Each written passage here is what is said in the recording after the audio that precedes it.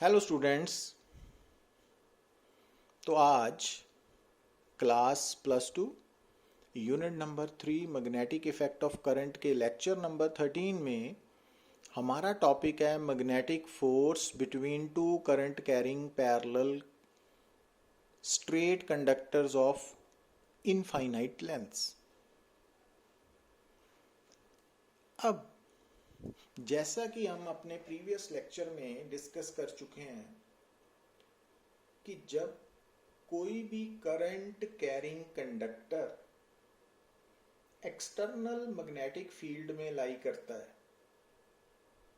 तो external magnetic field के कारण वो current carrying conductor magnetic force experience करता है ना, जिसका फार्मूला क्या था याद है ना आपको, I into L vector cross B vector, vector form में। और जब हम मैग्नीट्यूड की बात करते हैं तो वो था ILB साइन थीटा। बट इसमें याद रखने वाली बात क्या बोली थी मैंने कि कोई भी करंट कैरिंग कंडक्टर है of any kind of shape, तो उसके लिए जो एल वेक्टर है ना वो क्या है, उसकी एक एंड से दूसरे एंड तक का एल वेक्टर है ना, दोनों एंड्स के बीच में जो शॉर्टेस्ट है वेक्टर वो एल वेक्टर है। अब स्ट्रेट कंडक्टर के केस में जो एल वेक्टर है या सिंपली एल है वो स्ट्रेट कंडक्टर की लेंथ के इक्वल है। बट अगर कर्व्ड कंडक्टर्स हैं तब एल वेक्टर जो है वो उसका मैग्नीट्यूड लेंथ ऑफ कंडक्टर के इक्वल नहीं होगा। तो ये इंपॉर्टेंट बात आपने याद रखनी है। और उससे पहले हमने टॉपिक किए थे कि कोई भी जो करंट कैरिंग कंडक्टर होता है ना, तो जब भी किसी करंट कैरिंग कंडक्टर की बात करते हैं तो उस कंडक्टर के अंदर जो करंट फ्लो हो रहा है उसके कारण उस कंडक्टर के अराउंड मैग्नेटिक फील्ड पैदा होता है। मतलब जब भी आपके सामने करंट कैरिंग कंडक्टर हो तो एक तो वो करंट कैरिंग कंडक्टर का करंट जो है वो अपने खुद का मैग्नेटिक फील्ड अपने अराउंड पैदा करेगा, ठीक है ना।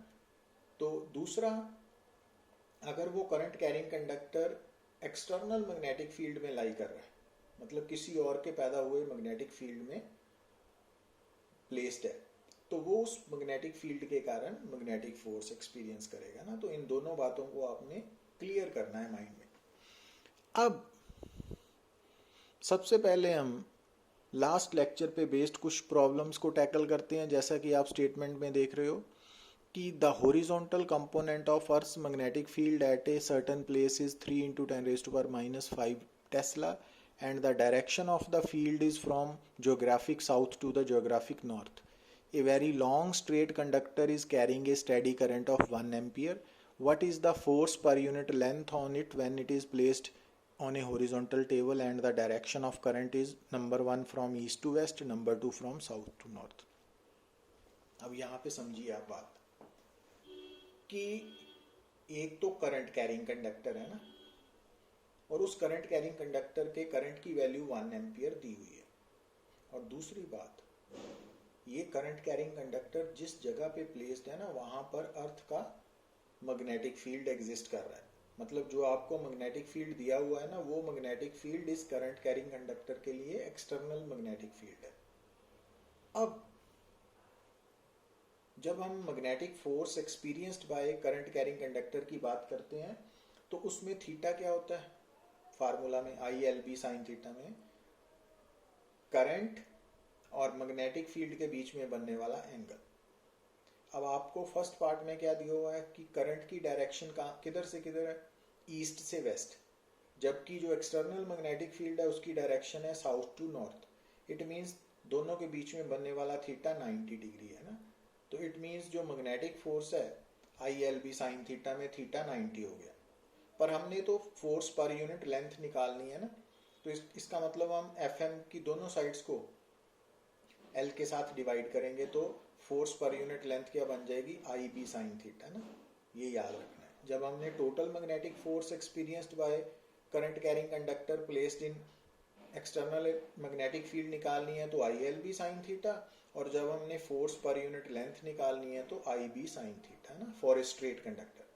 तो वो आपके सामने है ना। रिजल्ट है, अब थीटा 90 है, आई और बी गिवन है तो आप निकाल सकते हो। अब सेकंड केस में क्या देख रहे हो आप कि जो करंट की डायरेक्शन है ना वो भी साउथ टू नॉर्थ है, मींस मैग्नेटिक फील्ड के अलोंग। तो अब सेकंड केस में थीटा 0 डिग्री हो गया ना, तो अब फोर्स 0 होगी तो फोर्स पर यूनिट लेंथ भी 0 होगी ना।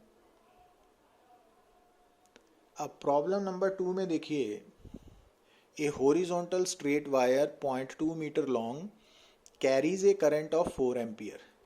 Find the magnitude and direction of the minimum magnetic field which can support the weight of the wire. Given mass of wire is 3 into 10 raised to power minus 3 kg per meter. अब चाहे यहाँ पे मास लिखा है पर given है मास पर unit length, तो जी भी गिवन है ना हमें। अब करंट कैरिंग कंडक्टर में करंट गिवन है, लेंथ गिवन है, मास पर यूनिट लेंथ भी गिवन है। तो अब क्योंकि इसको कौन बैलेंस करेगा, मैग्नेटिक फोर्स, तो मैग्नेटिक फोर्स वेट को बैलेंस करेगी ना यहाँ पे, क्योंकि वेट कंडक्टर को नीचे लेके आएगा, है ना। और मैग्नेटिक फोर्स अगर उसको बैलेंस करना चाहती है तो उसको वर्टिकली अपवर्ड लगना पड़ेगा ना। अब मैग्नेटिक फोर्स निकालने का जनरल फार्मूला तो I L B sine theta है ना, experienced by current carrying conductor. तो अब बी की value M G this one हो गया ना। अब क्योंकि बी मिनिमम निकालना है तो साइन थीटा में थीटा 90 लेना पड़ेगा ना, मैक्सिमम करना पड़ेगा, क्योंकि जब साइन 90 होगा तो डिनोमिनेटर मैक्सिमम होगा तो बी मिनिमम होगा, तो वहां से बी की मैग्नीट्यूड। अब डायरेक्शन कैसे निकालेंगे आप, अब देखिए कि ये जो करंट कैरिंग कंडक्टर है वो हॉरिजॉन्टल प्लेन में लाई कर रहा है ना, तो जो मैग्नेटिक फोर्स है वो वर्टिकली अपवर्ड लग रही है। तो मैंने क्या किया, अपनी लेफ्ट हैंड की फर्स्ट फिंगर को, क्योंकि जो फर्स्ट फिंगर है वो फील्ड की तरफ होगी, सेंट्रल फिंगर करंट की तरफ, और थंब जो है वो किस तरफ होगा, थंब फोर्स, मैग्नेटिक फोर्स की तरफ। अब क्योंकि थीटा यहाँ पे 90 डिग्री है ना, तो इट मीन्स यहाँ पे डायरेक्शन ऑफ मैग्नेटिक फोर्स निकालने के लिए फ्लेमिंग्स लेफ्ट हैंड रूल काम आएगा ना। अब जो थंब है वो मैग्नेटिक फोर्स की तरफ है, पैरेलल है, जो सेंट्रल फिंगर है वो करंट के पैरेलल है, तो इट मीन्स ये जो फर्स्ट फिंगर है वो फील्ड की डायरेक्शन बता रही है ना। अब ये फिंगर और ये फिंगर सेम हॉरिजॉन्टल प्लेन में लाई कर रहे हैं ना, इसका मतलब जो मैग्नेटिक फील्ड है ना वो इस ग्रीन वाले एरो के अलोंग होगा, जो एफ एम है ना वो ऊपर की तरफ है, ठीक है, तो अंदर की तरफ है ना।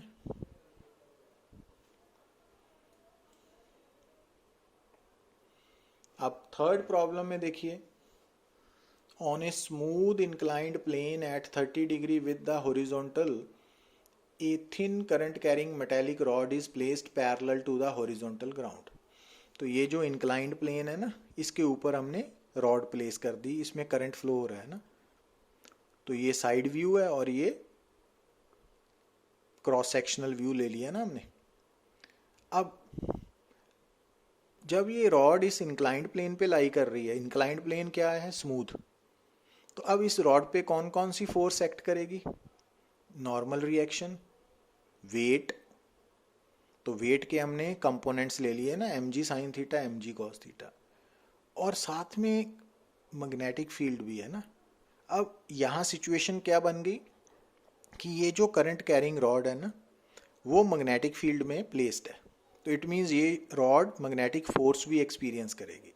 अब यहाँ ध्यान देने वाली बात मालूम है क्या है, कि जो मैग्नेटिक फील्ड है और करंट कैरिंग रॉड है तो ये वर्टिकल प्लेन में आ गए ना। अब वर्टिकल प्लेन में होने के कारण, क्योंकि मैग्नेटिक फील्ड और करंट ये एक दूसरे के परपेंडिकुलर हैं, तो मैक्सिमम मैग्नेटिक फोर्स लगेगी किस तरफ, इस वर्टिकल प्लेन के परपेंडिकुलर, ठीक है। तो ये वर्टिकल प्लेन है, ये प्लेन एक्चुअली ऐसे है ना, तो इसके परपेंडिकुलर। तो अब क्योंकि मैग्नेटिक फील्ड और करंट कैरिंग कंडक्टर के करंट के बीच में एंगल 90 डिग्री है, तो मैक्सिमम मैग्नेटिक फोर्स लगेगी आई एल बी। अब आप मैक्सिमम मैग्नेटिक फोर्स के कंपोनेंट्स लोगे ना, एक अलोंग द इंक्लाइंड प्लेन और एक perpendicular to the inclined plane, ठीक है। अब ये दो कंपोनेंट, ये वाले दो कंपोनेंट्स है ना, ये एक दूसरे को बैलेंस करेंगे ना, जिसके कारण रॉड नीचे नहीं आएगी। तो एम जी साइन थीटा को आप F M maximum cos theta के साथ इक्वेट करोगे, बट एफ एम मैक्सिमम की वैल्यू क्या है, आई एल बी। तो वहां से आप आई की वैल्यू निकाल सकते हो ना, वैल्यू सब्स्टिट्यूट करने पे, क्योंकि थीटा तो 30 डिग्री गिवन है आपको। तो ये सिचुएशंस को समझना पड़ेगा। अब जैसा कि आप हेडिंग देख रहे हो, magnetic force per unit length between two infinitely long parallel straight current carrying conductors. अब यहाँ पे समझने वाली बात मालूम है क्या है, यहाँ पर जो करंट कैरिंग कंडक्टर है ना, वो इस तरह से लाई कर रहा है, ऐसे। मतलब जो स्क्रीन है ना, उसके परपेंडिकुलर स्ट्रेट कंडक्टर है और करंट बाहर की तरफ आ रहा है ना, डॉट है ना। तो ये एक कंडक्टर है, स्ट्रेट कंडक्टर है, डॉट। तो इसमें करंट, ये कंडक्टर ऐसे प्लेस्ड है ना, मींस स्क्रीन से बाहर की तरफ करंट आ रहा है, और इसमें करंट I1 मान लिया। अब इस I1 करंट के कारण, स्ट्रेट कंडक्टर के कारण, जो सराउंडिंग स्पेस है वहाँ पे जो मैग्नेटिक फील्ड लाइंस होंगी वो कैसे होंगी, कॉन्सेंट्रिक सर्कुलर लाइंस।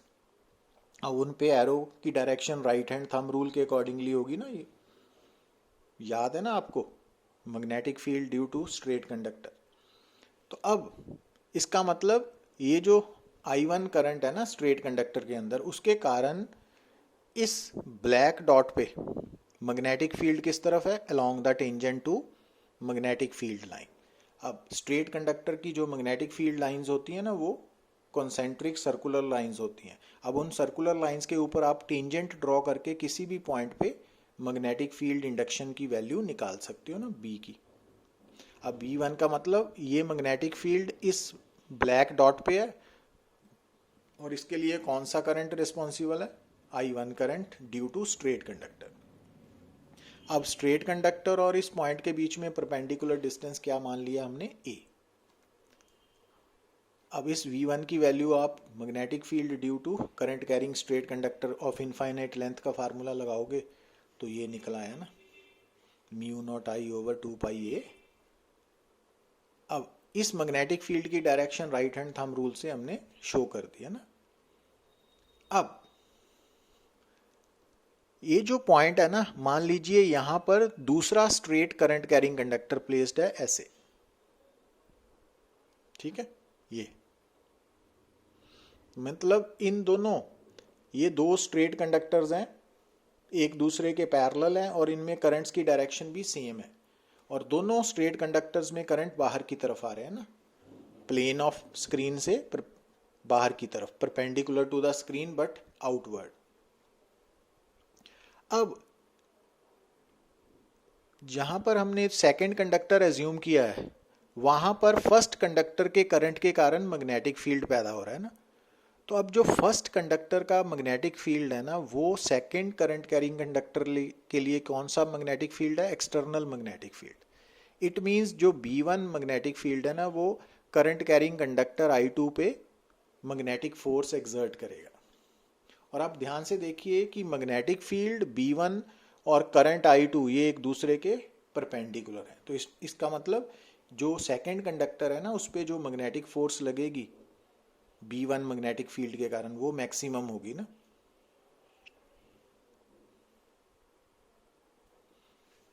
और मैक्सिमम मैग्नेटिक फोर्स, वैसे तो magnetic force ILB sine theta, theta 90 होने के कारण मैक्सिमम होगी ILB, पर magnetic force per unit length निकालने के लिए क्या लिखेंगे हम, F is equal to IB sine theta ना, याद है ना, क्योंकि दोनों साइड्स को लेंथ के साथ डिवाइड कर दिया ना, तो वो फोर्स पर यूनिट लेंथ बन गई। अब थीटा 90 होने के कारण IB है, मतलब I है जिस करंट कैरिंग कंडक्टर पे फोर्स लग रही है ना, उसका करंट, और वो जिस मैग्नेटिक फील्ड में लाई कर रहा है वो मैग्नेटिक फील्ड है B एक्सटर्नल। अब यहाँ पे देखिए कि जो सेकंड करंट कैरिंग कंडक्टर है उस पर जो फोर्स लग रही है पर यूनिट लेंथ, तो उसमें I होगा I2 और मैग्नेटिक फील्ड होगा B1। अब B1 की वैल्यू फ्रॉम इक्वेशन 1 सब्स्टिट्यूट करके ये फार्मूला बन गया ना। और आप F21 की डायरेक्शन कैसे निकाल सकते हो, क्योंकि अब ये फोर्स मैक्सिमम है थीटा 90 होने के कारण, तो इसकी direction Fleming's left hand rule से निकलेगी ना इसके अकॉर्डिंगली, तो मीन्स इस तरफ होगी ना।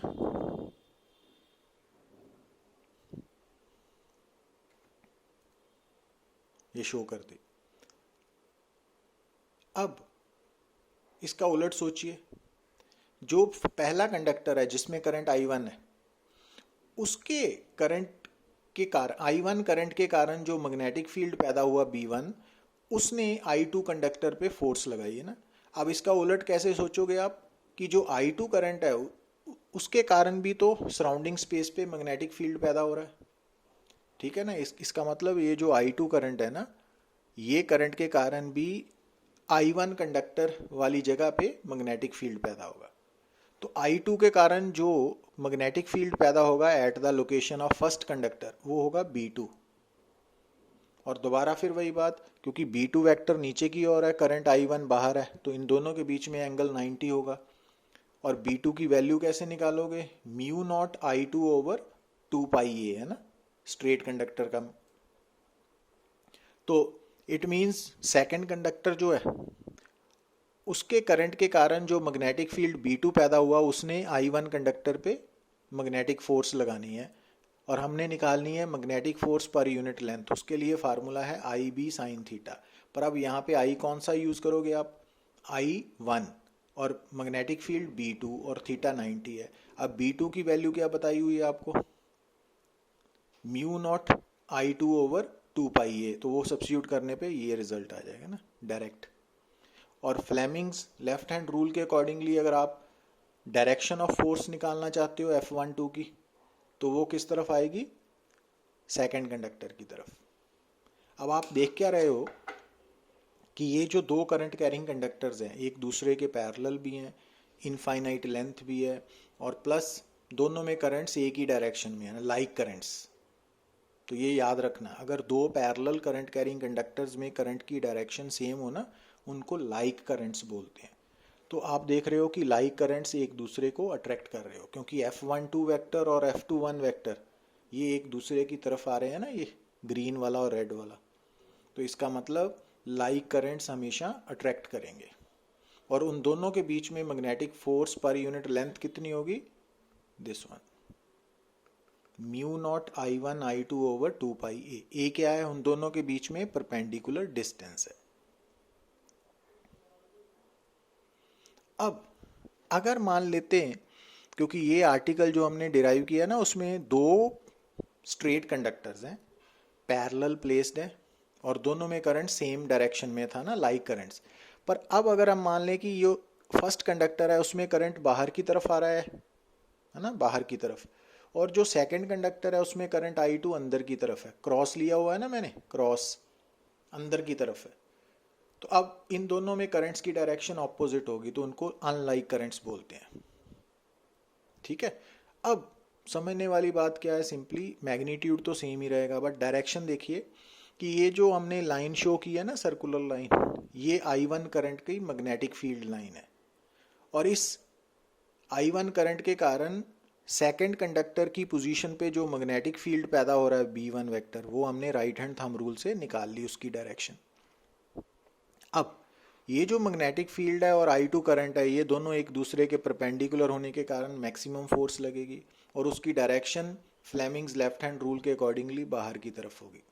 आप चेक कर सकते हो, है ना, आप Fleming's left hand rule apply कर सकते हो।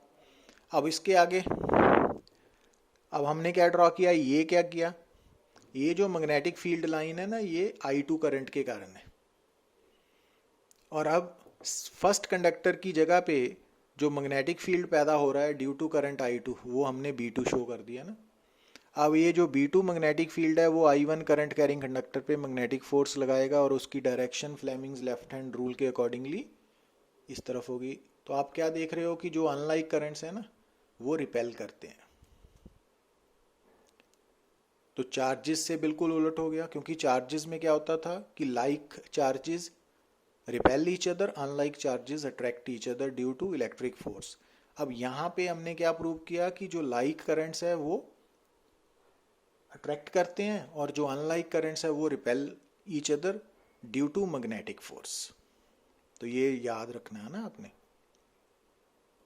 अब यहाँ पे ध्यान दीजिए, ये इंपॉर्टेंट कंसेप्चुअल प्रॉब्लम है कि अगर आपको बोला जाए कि दो पैरेलल करंट कैरिंग कंडक्टर्स हैं, ये करंट कैरिंग कंडक्टर्स हैं, मेटेलिक वायर्स हैं।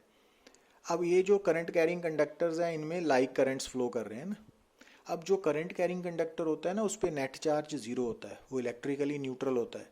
इस कारण करंट कैरिंग कंडक्टर्स के बीच में इलेक्ट्रिक फोर्स जीरो होगी, तो सिर्फ मैग्नेटिक फोर्स लगेगी। और लाइक करंट कैरिंग कंडक्टर्स में जो मैग्नेटिक फोर्स होगी उसके कारण अट्रैक्शन होगी, ये याद रखना है ना, अभी हमने प्रूव किया।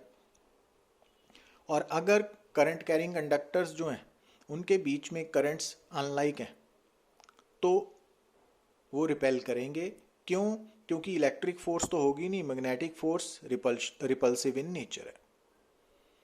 पर अब यहाँ पे आपको समझना पड़ेगा, ये क्या हमने शो की, चार्ज बीम है ये। मान लो कि ये बीम प्रोटॉन्स की बनी हुई है ना, अब यही दोनों बीम्स इलेक्ट्रॉन्स की भी बनी हो सकती थी ना। तो अब प्रोटॉन बीम में क्या है कि number of protons in one particular direction move कर रहे हैं। अब जब कोई भी चार्ज मूव करता है ना तो वो इक्विवेलेंट टू करंट होता है, याद है ना आपको। अब क्योंकि यहाँ पे हमने एग्जांपल में प्रोटॉन बीम ली है तो प्रोटॉन पे पॉजिटिव चार्ज होता है, तो पॉजिटिव चार्ज जिस डायरेक्शन में मूव कर रहा है उसी तरफ करंट होगा। तो इसका मतलब ये जो ऊपर वाली प्रोटॉन बीम है ना, क्योंकि इसमें हमने एरो इस तरफ शो किया है, इट मीन्स सारे प्रोटॉन्स राइट की तरफ जा रहे हैं, तो करंट भी I1 राइट की तरफ होगा और नीचे भी। अब यही अगर इलेक्ट्रॉन बीम होती दोनों, तो अगर इलेक्ट्रॉन्स राइट की तरफ जा रहे होते तो करंट्स लेफ्ट की तरफ होने थे ना, ये याद रखना आपने। तो अब यहाँ पे आप क्या देख रहे हो, दो प्रोटॉन बीम्स है ना, दोनों के कारण जो करंट्स है वो लाइक करंट्स है। पर अब यहाँ पे फर्क क्या आ गया, क्योंकि ये चार्ज बीम है ना तो इनमें इलेक्ट्रिक फोर्स भी लगेगी, तो इन दोनों के बीच में रिपल्सिव फोर्स आएगी लाइक चार्जेस के कारण, और लाइक करंट्स के कारण इनमें अट्रैक्टिव फोर्स होगी। Got it. अब नेट फोर्स क्या होगी, दोनों का वेक्टर सम।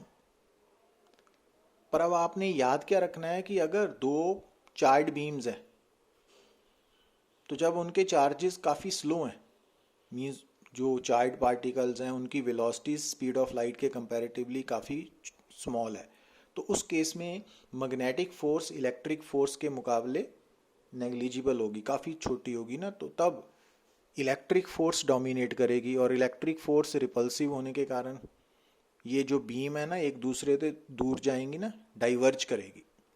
डाइवर्ज मीन्स फैलेगी ना, पैरेलल नहीं रहेंगी, ये फैलेंगी।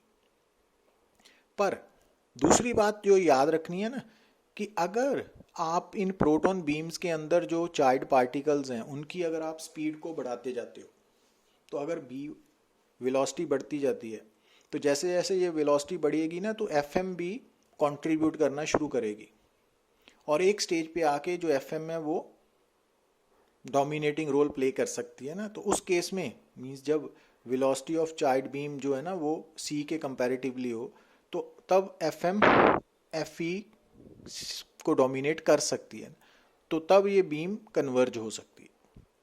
Got it. समझ आई बात।